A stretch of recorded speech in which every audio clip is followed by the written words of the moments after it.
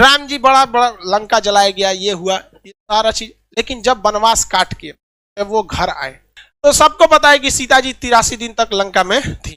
लेकिन रावण को श्राप भी तो था कि अगर वो सीता जी को गलत नियति से टच भी करता है तो भस्म हो जाएगा। पूरी दुनिया जानती थी कि सीता जी एकदम पवित्र है।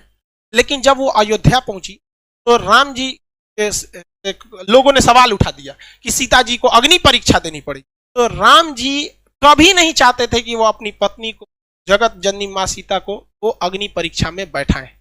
लेकिन समाज में आकर उन्होंने कहा कि 90% लोग को विश्वास है कि एकदम पवित्र है।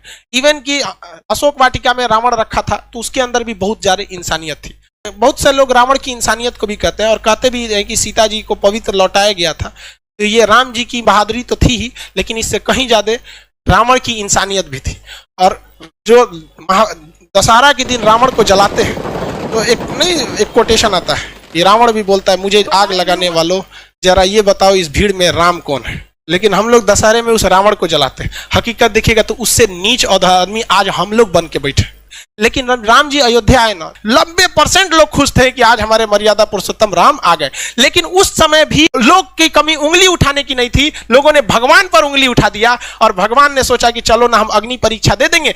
जगत जननी माँ सीता तो पवित्र ही है, अग्नि परीक्षा में क्या हो जाएगा, सफल तो हो ही जाएंगे। हुआ भी वही, माँ सीता अग्नि परीक्षा में बैठी। क्या सीता जी को आग जला पाई थी? नहीं।